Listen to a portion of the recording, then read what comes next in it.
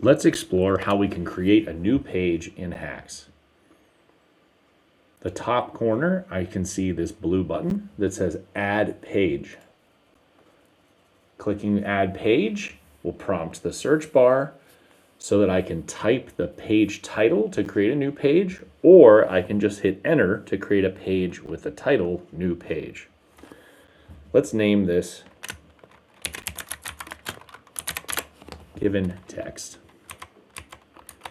I can use the keyboard, navigate between the options if I want to duplicate the current page or create a blank one. So let's create a blank one. Notice that the slug, or this part of the URL that goes beyond the name of our site, says given hyphen text. Also, the title reflects this with given text, but I could change it after the fact if I needed to. I can edit different details about this page by clicking the Select to Edit Page Details in the body of the content.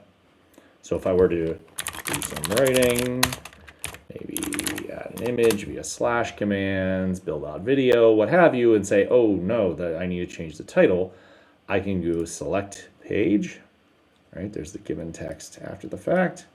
I could go under Advanced and modify this part of the slug or URL if I needed, change the publishing status, lock this page, move it around in the outline, and there's some more advanced operations as well.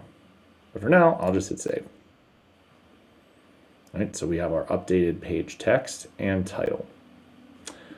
Some other areas that I can use to add a page would be under the outline actions. So if I'm overworking with this part of the outline, then I could click Add Child Page and I would get the same interactive pattern as above.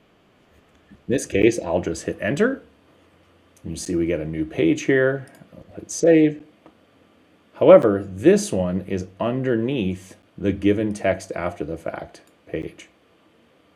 So this is an easy way to add a child page, whereas this is just going to add a page wherever you are in the hierarchy.